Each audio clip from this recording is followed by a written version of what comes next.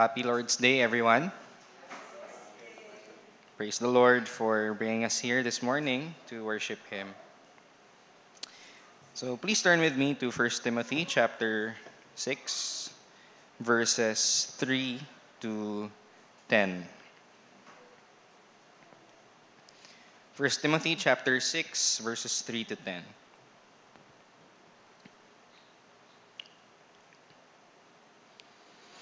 Hear God's word. If anyone teaches a different doctrine and does not agree with the sound words of our Lord Jesus Christ and the teaching that accords with godliness, he is puffed up with conceit and understands nothing. He has an unhealthy craving for controversy and for quarrels about words, which produce envy, dissension, slander, evil suspicions, and constant friction among people who are depraved in mind and deprived of the truth, imagining that godliness is a means of gain. But godliness with contentment is great gain, for we brought nothing into the world, and we cannot take anything out of the world. But if we have food and clothing, with these we will be content. But those who desire to be rich fall into temptation, into a snare, into many senseless and harmful desires that plunge people into ruin and destruction. For the love of money is a root of all kinds of evils. It is through this craving that some have wandered away from the faith and pierced themselves with many pangs. This is God's word. Tayo po ay manalangin. Our great God and loving Heavenly Father, we come to you this morning praising you and thanking you for your kindness and goodness to us. We thank you for the preservation, for the protection, and the provision which you have bestowed upon each and every one of us. And thank you, Lord, for this day when we could gather and be truly human in front of you, because to be human is to worship the one true God. Lord, I pray that you grant rest upon the hearts of each one who are here. If there's anyone who needs rebuke, needs encouragement, anyone who needs comfort, I pray that may your word speak to your people, speak to their hearts. And Lord, through your word, draw us near to you. We give you thanks in Jesus' name. Amen. So nung nakaraang linggo po ay shinare sa atin ni Brother Dan ang 1 Timothy chapter 6, verses 1 to 2, kung saan tinuro ni Apostol Pablo, how should masters and slaves relate to each other in light of the gospel. Particularly, he addressed the slaves. And nakita po natin kung ano po yung implication nito para sa, hindi lamang para sa mga alipin, but kundi para sa ating lahat na nagtatrabaho. At nakita po natin that hindi lang concerned si God with our spiritual service in church. Because even yung ating mga trabaho ay sagrado sa harap ng Diyos. And the gospel speaks not only to our religious life, quote-unquote, but even to our secular life. Dahil walang sacred at secular, actually, sa harap ng Diyos, dahil lahat ay sagrado.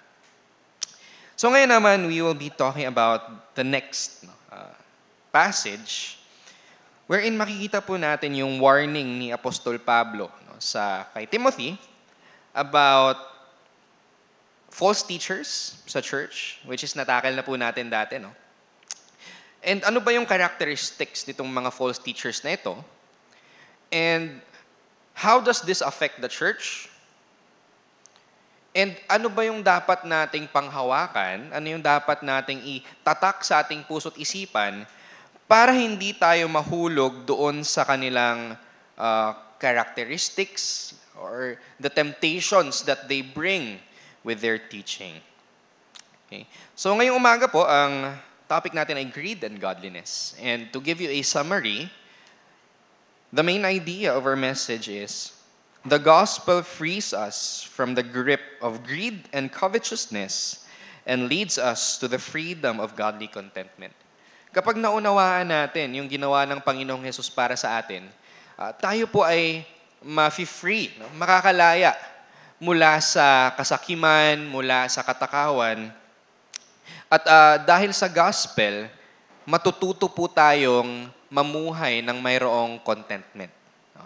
And not just contentment, but godly contentment. Pagiging kontento sa Panginoon. So meron lamang akong tatlong bagay na i-share. No? Number 1, greed destroys. Number 2, gain is found in godly contentment. And number 3, greed is a wicked slave master. Okay? So first, greed destroys. Pinapakita po ng Apostol Pablo dito sa verses 3 to 5 na ang kasakiman at katakawan ay nakakasira. Hindi lamang sa taong sakim, kundi sa mga taong nakapalibot sa kanya, sa mga taong nakakasalamuha niya, sa mga taong naaapektuhan ng kanyang kasakiman. So first, verse 3. If anyone teaches a different doctrine and does not agree with the sound words of our Lord Jesus Christ and the teaching that accords with godliness, verse 4, he is puffed up with conceit and understands nothing. So sabi ni Pablo, kapag mayroong tao na pumunta sa iglesia natin, sa Ephesus, and yung daladala niyang doktrina ay salungat doon sa itinuro ng Panginoong Hesus, then siya ay mayabang at wala siyang naiintindihan. So here, Paul is talking about the gospel. And not only the gospel, but the godliness that flows out of the gospel.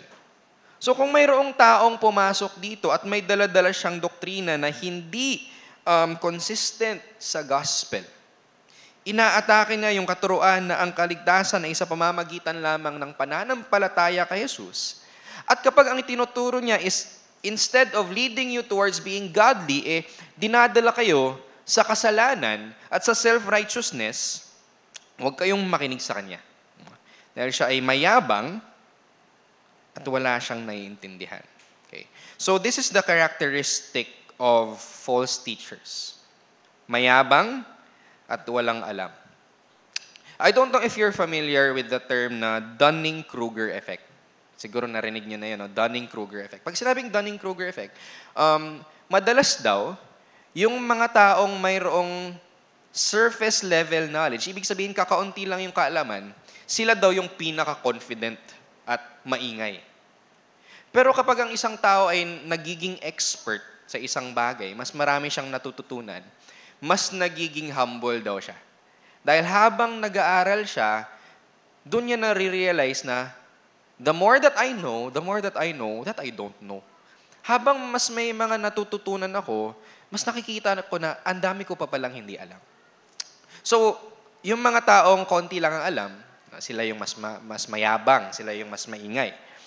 Pero yung mga expert, usually makikita natin na mayroon silang humble na disposition. And personally, na-experience ko din ito.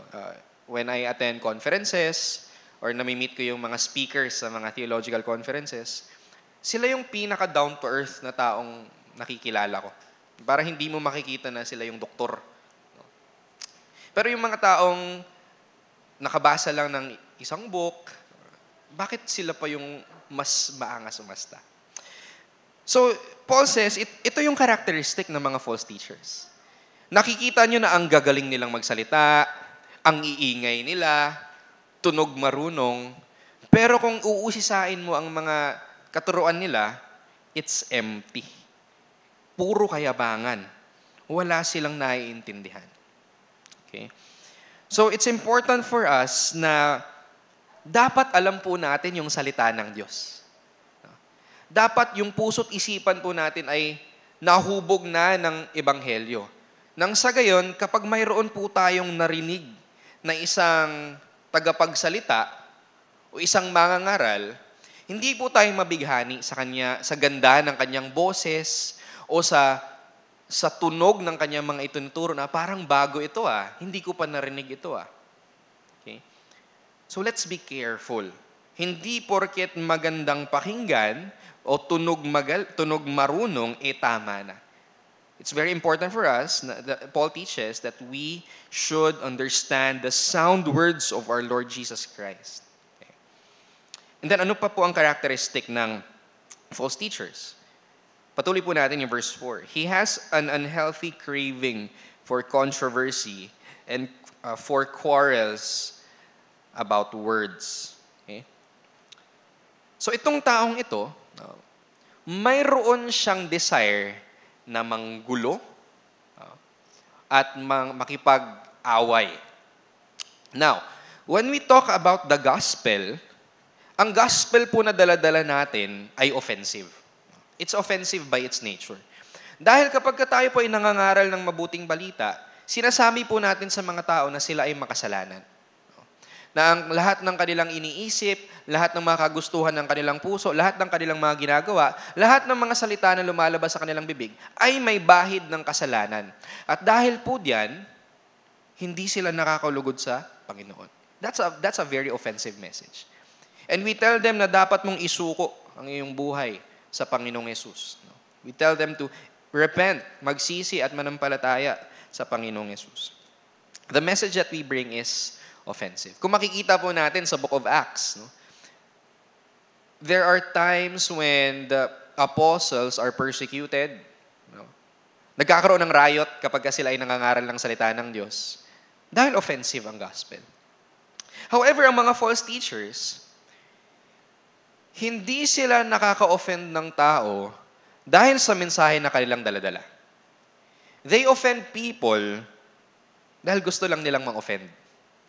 That's their characteristic. Yung kanilang mga tinuturo, ini-intend nila na magtunog bago, ini-intend nila na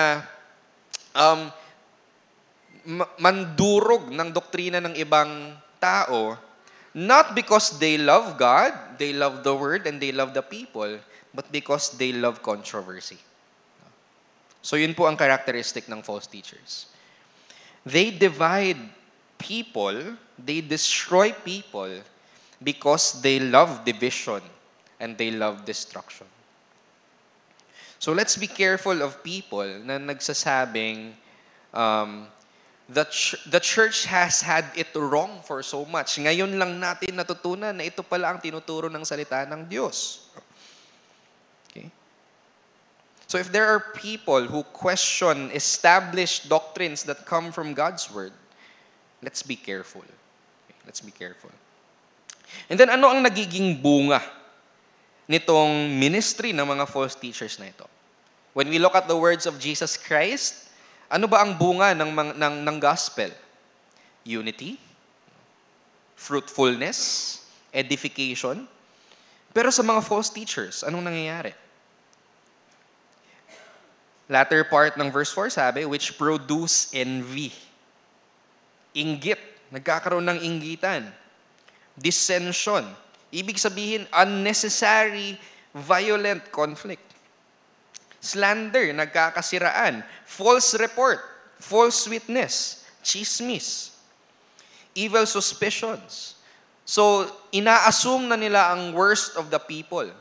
Instead of looking at them graciously, ina-assume nila na masamang tao ito. Dapat akong mag-ingat. Ano pa? Constant friction. Ibig sabihin, kapag ka pumasok ka sa congregation nila or sa grupo nila, hindi ka at peace. Hindi mo nararanasan yung pagmamahal ng Panginoon. Lagi kang on guard kasi hindi ko alam, baka sinisiraan pala ako ng taong ito. O baka anytime, gagamitin ng taong ito yung mga bagay na shinare ko sa kanya against me. So instead of bringing unity and blessing and edification, ang dala-dala ng mga false teachers na ito ay bad fruit.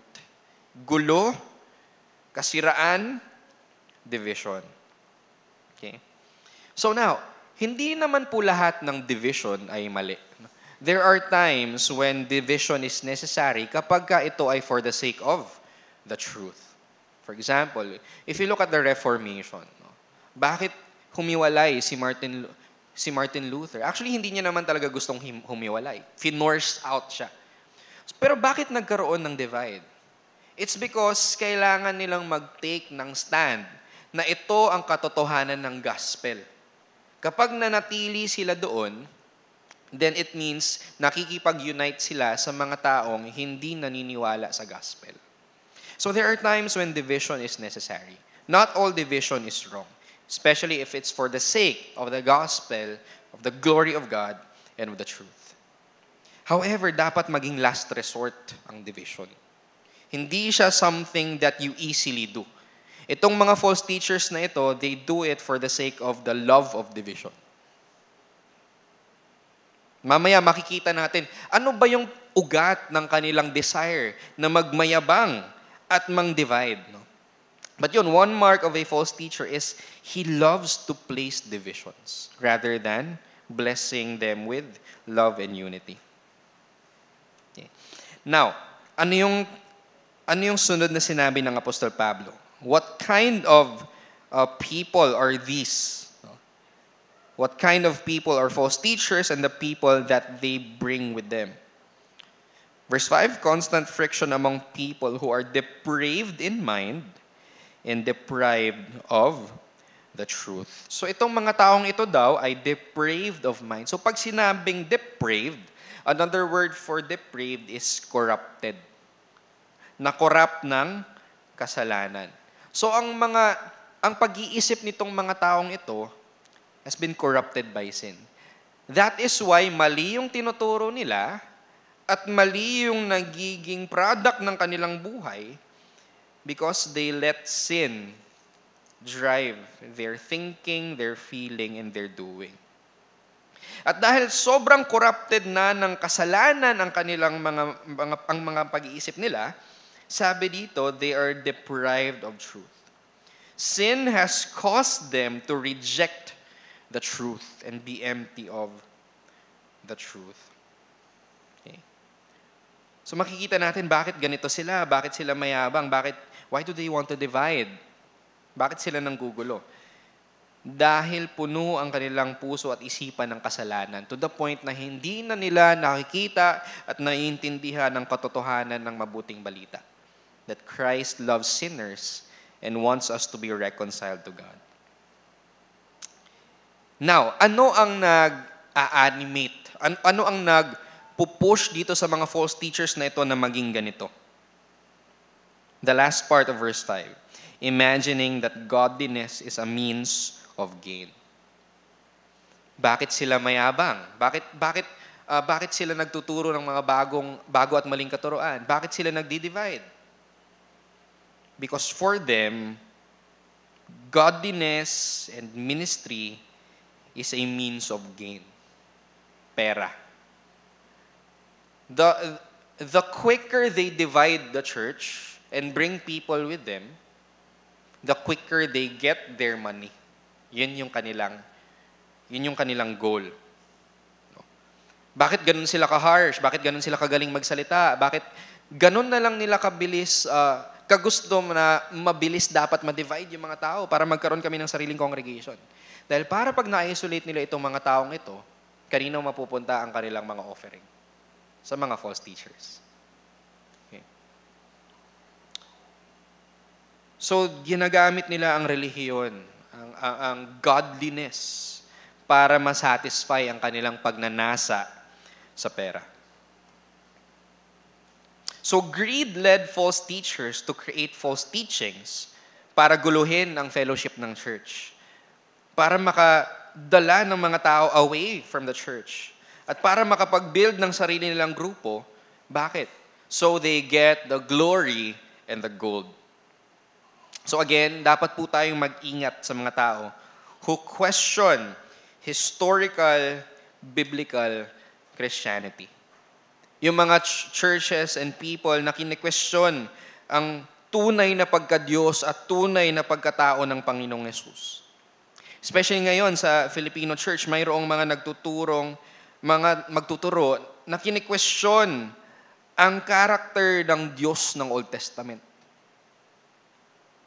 Sinasabi nila na ang Diyos ng Old Testament, si Yahweh daw, ay isang evil na deity. And the God of the New Testament, Jesus Christ, is the true God. That the Father of Jesus Christ is not Yahweh of the Old Testament, but a different deity.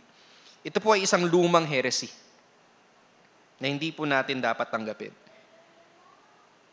That's why there are teachers na nire-reject ang certain verses or books from the Old Testament kasi sabi nila, ang verse na nagsasabing ang Diyos ay nag-utos na patayin yung mga people sa Jericho, hindi yan inspired.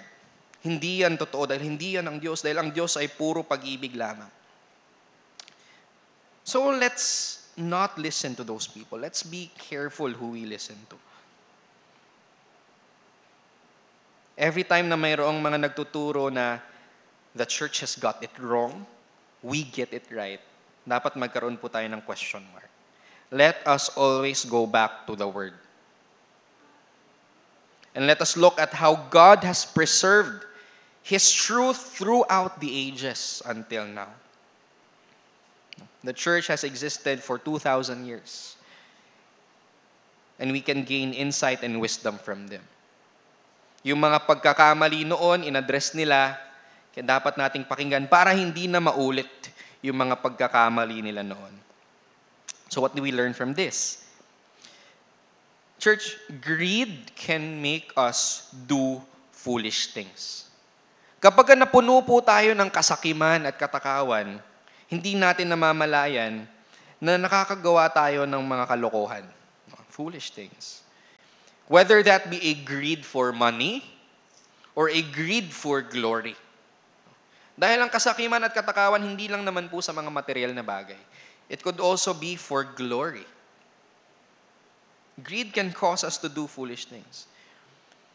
Greed can cause us to be willing na mag-manipulate ng mga tao. Tapakan sila, traidorin sila, stab them on their backs. Bakit? Para ma-preserve yung reputation natin, pwede natin gawin yun. Or para hindi ma-promote yung taong talagang ayaw natin, no? Or to get all the money for ourselves. That's something that we are capable of doing. Na maging sobrang sakim that we are willing to do evil things by manipulating people. Pwede rin that we can manipulate people by pleasing them. Gagawin natin ang lahat ng mga bagay na gusto nila para makuha natin ang kanilang pabor, para mataasan ang sweldo natin or ma-promote tayo. Or ima-manipulate natin yung mga tauhan natin by pleasing them so that we will keep them loyal and nice to us. Nang sa gayon, pwede natin silang abusuhin. So if you allow greed to take over you, you will lose yourself in the process. And at the very end, you will no longer know yourself. Kapag pinairal po natin yung kasakiman at katakawan, we are hurting ourselves and we are hurting other people. Because in the process, we will become unloving and we will become unloved. Kapag nasanay po tayong gumamit ng mga tao para lamang sa ating kasakiman, magiging hardened po yung puso natin at hindi na po tayo marunong magmahal. And dahil ang dami na po nating taong na-hurt, we will become unloved. Greed destroys. Number 2, gain is found in godly contentment. So ngayon, sinasabi ni Paul, ano ba dapat ang makita sa atin bilang Christians? Compared to those false teachers. Verse 6, but godliness with contentment is great gain. Okay. So sabi dito, it's great gain. Hindi lang siya gain. It's great gain. It's mega gain na hindi natin pwedeng ikumpara doon sa gain na pwede nating makamit dito sa mundo. The gain that godliness with contentment brings is nothing compared to the material gain that we can get in this world. And so, connecting this verse sa mga natakal natin in the past, we see that godliness with contentment flows from the gospel. Now, let's talk about godliness. So, pagka sinabi po nating godliness is something na nakikita. No? Godliness is something na pinapractice. Ibig sabihin, it's external. It's something na may external side. No? So, hindi siya secret. Godliness is something that you see, that you hear. Na kapag nakita mo yung actions ng isang tao, or kapag narinig mo siyang magsalita, masasabi mong, this person is godly. And sabi ni Paul, no, sa chapter 4 ng 1 Timothy, godliness is something that we train for. Ibig sabihin, we exercise godliness. No? By way of meditation and discipline, napapractice natin yung godliness. So it's something na nakikita, na-experience, naririnig. Pero, hindi dahil ito ay something na nakikita at naririnig, therefore, it's something that is merely external. Okay. Hindi lamang siya external. Pwede po kasing pekiin ang godliness. Okay. So godliness is not just about your actions or your words. Yes, that's part of it, but that's not the entirety. Godliness is not just about pagsunod sa mga utos, pag-conform sa standards of behavior and speech na kapag ganito yung behavior mo, kapag ganito yung speech mo, therefore godly ka na. Mali po. Dahil pwede pong pikiin ang godliness. Pwede kang magtunog godly, pwede kang magmukhang godly, pero sa iyong puso, hindi ka pala talaga godly. The key to godliness is in the word itself, godly. A godly person is someone who is close to God because Christ has brought God to him in the gospel. That's a godly person. Malapit siya sa Diyos dahil naunawaan niya ang ginawa ng Panginoong Jesus para sa kanya.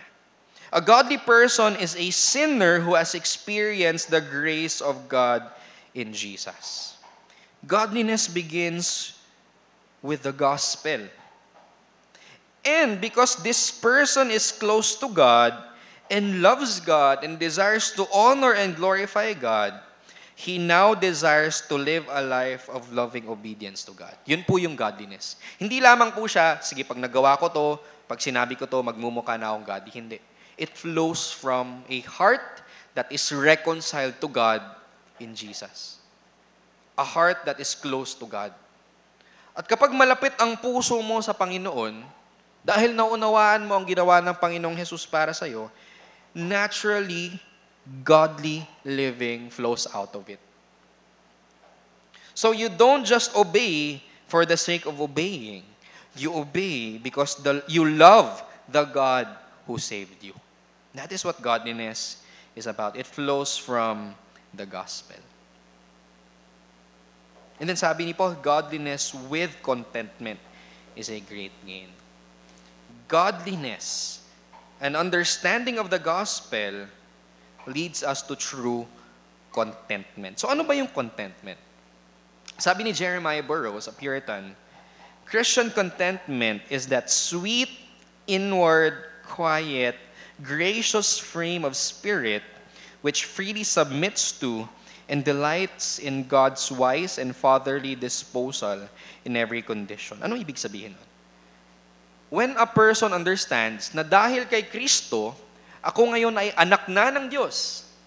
Ama ko na ang Diyos. Sinusuko ko na ang aking will. At ako ngayon ay nagde-delight na sa kanyang will to the point na dahil nagtitiwala ako sa Ama, kung anumang dalhin niya sa buhay ko, ako ay makukontento. Dahil alam ng aking Ama ang aking pangangailangan, therefore, lahat ng dinadala niya sa buhay ko, ito ang kailangan ko at the moment. No? And there I rejoice. So, unless na maging klaro po sa atin na dahil sa Panginoong Hesus, tayo ngayon ay mga anak na ng Diyos, hindi po natin maunawaan ang tunay na pagiging kontento. Okay? Kasi madalas na nami-misunderstand natin yung contentment na parang contentment is the que sera attitude. Diba? Familiar po kayo sa que sera. Whatever will be, will be. Parang bahala na si Batman. O sige, kung yan, sige, yan yung will ni Lord. No? Pero hindi po ganun ang contentment. Contentment and trust is something that is active. Ibig sabihin, hindi ka apathetic, hindi ka walang pakialam na, sige, yan yung nandyan. Eh. But it's active. Ibig sabihin, actively mong sinusurrender ang buhay mo. Active kang nagtatrust. Okay. And whatever happens, alam mo, and you are conscious, and you are really submitted to the Father's will na, yes, Lord, I receive whatever you have placed before me at this moment in my life. So let's ask ourselves, nasa atin ba yung ganong klaseng contentment? Contentment that springs from a heart that trusts in the will of your loving Heavenly Father. That is Christian contentment. To submit to the Father's will, knowing that He always does what is good for His children. Nasa atin po ba yun? No? Pag nasa atin po yun, whether we have plenty or we are lacking, we can always rejoice. Because whatever happens, happens because it is our Father's will and provision. Now, let's move to verse 7. For we brought nothing into this world. So, bakit great gain ang godliness with contentment? For we brought nothing into the world, and we cannot take anything out of the world. Wala po tayong dinala nung tayo pinanganak dito sa mundo, at kapag tayo po ay namamatay, wala po tayong madadala. Familiar po ba yung words ng verse 7? Saan po natin maririnig itong verse na ito in some other part of Scripture? Yes, in the book of Job. Job 1:21. Sabi ni Job, no? God giveth, and God taketh away. I came here with nothing, I will exit with nothing. The Lord gives, the Lord takes away. Blessed be the name of the Lord. So ginamit po ni Paul yung words ni Job. Bakit? Anong gusto niyang ituro sa akin? Number 1, it's foolish to live materialistically. Kapag ang buhay po natin is only live para makaligom tayo ng mga possessions dito sa mundo, then we are foolish. Kahangalan ang ganong klaseng lifestyle. Bakit? Because we cannot bring them with us when we die. At ang buhay po natin, it doesn't end with our earthly lives. There is eternity awaiting us. At kapag ang buhay po natin, we only live for material possessions, apart from God, then it's not eternal life that awaits us, but eternal death. So it's foolish, kahangalan. We're living for a temporary life. Ginugugol natin ang ating puso, isipan, oras, lahat ng resources natin for a temporary life. And that is a very foolish way to live. And number 2, bakit binanggit ni Paul ito? Tulad ng pag-sustain ng Panginoon kay Job sa kanyang paghihirap, tayo din po ay ipe-prepare ng Diyos sa mga trials na ating kahaharapin, at siya po ang magpo-provide sa atin ng faith and trust na kakailanganin po natin in living through difficulty. Let's look at the life of Job. It was a very difficult thing to experience for him. Lahat ng ari-arian niya, lahat ng mga anak niya nawala, iniwan siya ng asawa niya. He was left all alone, and he had boils all over his body. And we look at his life, lahat ng mga sinabi niya, though it seems like he was complaining, kay God siya nagko-complain. Ibig sabihin, lahat ng sinabi niya, he was addressing it to God as a prayer. Ibig sabihin, naroroon pa rin ang kanyang pananampalataya at pagtitiwala sa Diyos. And why was he able to hold on to God? Hindi dahil matatag ang pananampalataya niya, but because all throughout, it was God who was holding on to him. God was the one who was preserving him. Ganon din po sa atin. Pwede po tayong maging kontento sa buhay na ito, even if God takes away everything that we have, because at the end of the day, God is the only one that we truly need, and He will preserve us through all the trials and through all the suffering that we will encounter in this world. That's what it means to have godly contentment, to be contented with everything that God provides. And not only that, but to be contented with God Himself. Now, verse 8, but if we have food and clothing, with these we will be content. In-echo niya yung words ni Jesus in Matthew chapter 6. Pwede po tayong maging kontento sa daily necessities na pinaprovide ng Diyos. Alam po ng ating Ama ang ating mga pangangailangan. Sinusustain ng Diyos ang buong sanlibutan. He takes care even of the most seemingly insignificant part of creation. Yung nutrition na kinakailangan ng mga fungi, ng mga uod, ng mga sparrows, pinoprovide ng Lord daily. So how much more sa atin na Kanyang nilikha sa Kanyang imahe? And not only that, sa ating mga mananampalataya na tinatawag niyang mga anak. So bakit po tayo matatakot at bakit po tayo mangangamba? Kung tunay ngang anak tayo ng Diyos at Ama natin siya, makakaasa po tayo na ipoprovide niya ang lahat ng ating mga pangangailangan. So there is no need for us to be greedy because in Jesus, we already have everything that we need and even more. So, gain is found in godly contentment. At saan ba pinamalas ng Diyos ang Kanyang greatest provision? What is that thing that we really need the most? It's Christ. The gospel speaks of God's greatest provision, His Son, in whom we are now reconciled to God and are adopted. As our Father, He now promises to provide us the needs of our soul and body.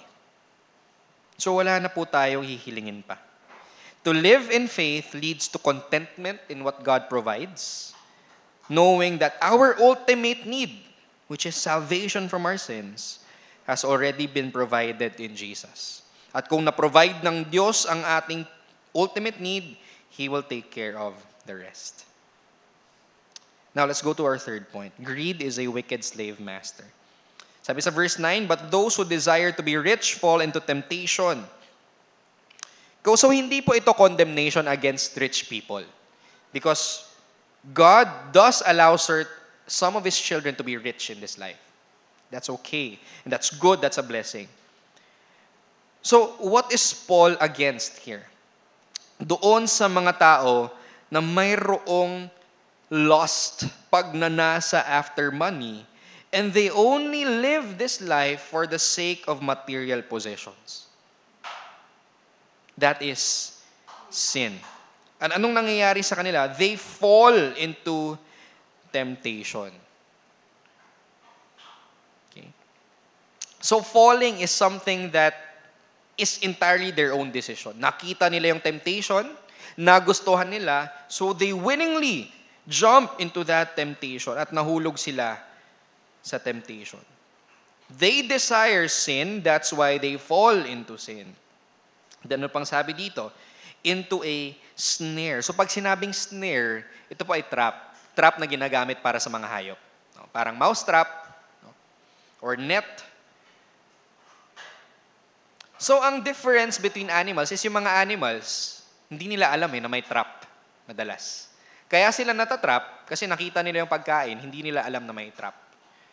Pero sa mga tao, hindi Alam nila na kapag ginawa nila itong kasalanan ito, kapag they allow themselves to fall into the temptation of greed, something wrong will happen. Pero para sa kanila, wala akong pakialam. Gusto ko ng pera, kahit anong mangyari sa akin, kahit anong mangyari sa mga tao sa palibot ko, wala akong pakialam. I want money. That's how foolish we will be if we fall into greed.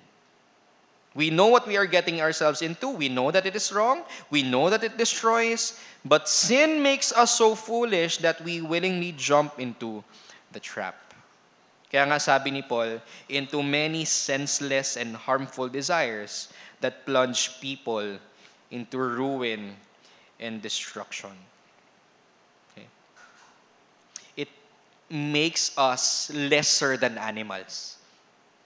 Sin makes us not only like animals, but even lesser than them. Greed places us under dogs and pigs. Then verse 10, for the love of money is the root of all kinds of evil. Money is a good thing. Money is a gift from God. Pero kapag dumating ka dun sa point that you now lost after money, you are falling into sin. It is the root of all kinds of evil. Bakit? When you abuse money, gagamitin mo na ngayon ang pera para masatisfy yung the rest ng mga sinful desires mo. Using money to control people, using money to manipulate situations, using money to satisfy your lust, whether that be for sex or for drunkenness or for drugs, your lust for power and prestige, the love of money will bring you into all kinds of evil. Sabi ni Paul, it is through this craving that some have wandered away from the faith. Greed can cause us to die spiritually. The godless pursuit of money and enjoying the sins that money could purchase leads to foolishness. Sheep running away from the shepherd thinking that they can provide for themselves. Greed has the capacity to draw us away from God. And then last, and pierced themselves with many pangs. So yung word na pierced, ito po yung word na ginagamit para sa pagtuhog ng mga karne. To keep them in place, para hindi sila magalaw. So sabi dito, kapag tayo daw ay naging slaves ng greed, sinoslaughter daw natin ang sarili natin. Inaalay natin ang sarili natin sa Diyos ng pera. Now, what do we learn from this? Tulad ng pagbenta ni Judas sa ating Panginoong Yesus for 30 pieces of silver, we too trade our Savior for cash and temporary sinful pleasures that it provides. Madalas, masyado tayong judgmental kay Judas. Binenta niya ang Panginoong Yesus. Pero madalas nagagawa din po natin ito na hindi natin namamalayan. Because why do we trade Jesus for money? Because many times, money has become our idol. Kung bubuksan po ninyo inyong mga Bible sa Colossians 3:5, ini-equate ng Apostol Pablo ang covetousness with idolatry. Okay. Covetousness and idolatry is the same thing. Kapag ikaw ay sakim at matakaw, you are also committing the sin of worshiping a false God. Okay. Diba sabi ni Jesus, Matthew chapter 6, you cannot serve two masters. You cannot serve, the word for serve is doleo, to enslave yourself. You cannot serve God and mammon. So doon po sa text na yon, Jesus speaks as if money is a God, a deity that we serve. Because money can become and has become a God for many of us. Kaya magtataka tayo, bakit ang daming tao na willing i-sacrifice ang lahat ng kanilang oras, their health, their family, and even their time for the Lord for the sake of extra cash? Dahil nagiging Diyos na nila si Mammon. Just as people in the Old Testament offered their children in the altar of Molech, ang dami po sa atin dito ang inaalay ang ating buhay para lamang ma-please ang ating Diyos na si Mammon. Money can become a god, and it is not a good slave master. Bakit? False gods only take and take and take. They never give. Kaya magtataka tayo bakit maraming tao ang malungkot, laging galit, kahit mayaman. Because they have worshipped a false god who sucked the life out of them. So in the conference that we recently attended, one of the things na in-emphasize is, at the fundamental level of our being, God made us worshipers. So ano ba talaga yung pinaka-core ng ating pagkatao? It's that tayo ay sumasamba. Nilikha tayo ng Diyos para magsamba. And God made us to worship Him. So what makes you who you are is who or what you worship. Ang iyong pagkatao ay dinidefine ng iyong object of worship. Kung sino ang sinasamba mo, kung ano ang sinasamba mo, yun ka. You are what you worship. And so the Bible tells us, di ba, na tayo po ay nilikha sa imahe ng Diyos. Yun po ang design natin. Therefore, tayo po ay most human kapag ka sinasamba natin ang Diyos. Dahil nilikha tayo ng Diyos para i-reflect ang kanyang pagkatao. So again, you are what you worship. Pero anong pong problema? Tayo po ay makasalanan. And we refuse to worship the one true God. Yun na po yung pagkatao natin after the fall. We refuse to worship the one true God. Pero, even though we reject to worship the one true God, naroon pa rin po yung design ni Lord sa atin that we are made to worship. It still remains. Sabi ni John Calvin, our hearts are idol factories. So, kapag ka inabando na po natin ang pagsamba sa one true God, ang puso po natin ay automatic na maghahanap ng kapalit na sasambahin. Okay? And so one of the things na nagiging kapalit ng Panginoong Hesus sa ating puso is money. Hindi po natin mapipigilan ang sarili natin sa pagsamba. Dahil yan po ang ating disenyo. Ang tanong, sino ang sinasamba natin? And money can become our God.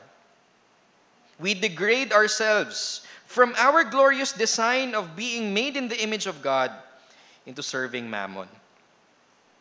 So if you worship something else, you begin to be identified by that false God. Kung bubuksan po ninyo ang inyong Bible sa Psalm 115:5, sabi po doon, kapag ka may sinamba kang false God, magiging kamukha mo yung false God na yon. Kung sumasamba ka ng baka, magiging stupid ka katulad ng baka. Pag sinamba mo ang pera, then you will take the form of money. Ang taong nilikha sa imahe ng Diyos ay ibinababa sa pagiging hayop na mukhang pera. If we allow greed to take over ourselves, di ba ang ganda ng Filipino phrase, mukhang pera, swak doon sa biblical idea that instead of you embracing yung imahe ng Diyos, nagiging mukha kang pera. But the good news is, Jesus frees us from the idol of greed and covetousness. Many times I have read this passage, 2 Corinthians 8:9. Christ, who was rich, became poor for us, so that in Him we might become rich. Jesus, the rich and glorious Son of God, willingly embraced the poverty of taking the form of a servant. In-embrace ng Panginoong Hesus ang suffering, ang kahihiyan, ang kamatayan, ang pagkahiwalay mula sa Diyos that our sins deserve. So that sa Kanyang buhay, kamatayan, and in His resurrection, we can be rich in every spiritual blessing. So friends, we are incapable of believing in Jesus. Hindi po natin kayang maniwala sa Kanya, mahalin Siya, at sambahin Siya dahil tayo po ay makasalanan. But the good news is God provides even the power that we need para makalapit sa Kanya sa pamamagitan ng banal na Espiritu na Siyang bumuga ng buhay sa atin nang sa gayon tayo ay matutong manampalataya, magmahal, at sumamba sa Kanya. Napaka-gracious po ng ating Diyos. We are now reconciled to God by faith, and He is now our Father, our loving Heavenly Father. At sa katotohanan ito po natin makukuha ang source ng contentment. In Christ, God is now your loving Heavenly Father. His presence is now always with you, always protecting you, always providing for you, always protecting you from physical and spiritual harm, and always providing for the needs of your body and soul. At kung ito po ang katotohanang dala-dala ng gospel, what more can we ask for? We already have everything that we need and more in Jesus Christ. So hindi na po natin kailangang magpaalipin sa kasakiman at katakawan sa pagiging materyoso. God does not want us to be enslaved by materialism because it will end up destroying us. God wants us to be satisfied in Him. Jesus saves us from the slavery of greed and covetousness by giving us what we truly need, God Himself. So friends, may we find joy and contentment in no one and nothing else, but in the God who reconciled us to Himself in Jesus. Let me end with this quote by Martin Luther. I have held many things in my hands, and I have lost them all. But whatever I have placed in God's hands, that I still possess. Lahat ng mga bagay sa mundong ito, lilipas at mawawala. Pero yung mga bagay na in-entrust natin sa Diyos, our faith, our lives, hindi po mawawala yun. Sabi ni Paul, I know whom I have believed, and I am persuaded that He is able to keep that which I have committed unto Him against that day. Tayo po ay magtiwala sa ating Ama na nagmamahal sa atin, nag-aalaga sa atin, and the God who will provide everything that we need. Let's pray. Father, we thank You for the message this morning. I pray that You teach us by Your gospel, by the gospel of Your Son, na maging kontento sa lahat ng bagay na Yung pinaprovide. Pawiin Niyo po ang lahat ng takot at pangamba sa amin, all anxiety, knowing that You care for us, that as Your children, You will provide for us, and that there is never a moment in our lives that You are far from us. You will always be with us. Pray that You bless us with Your message, and I pray that we will be able to apply this in our lives, that every day of our lives, we will always look to Jesus, our Lord and our Redeemer. We thank You, O God, in Jesus' name. Amen.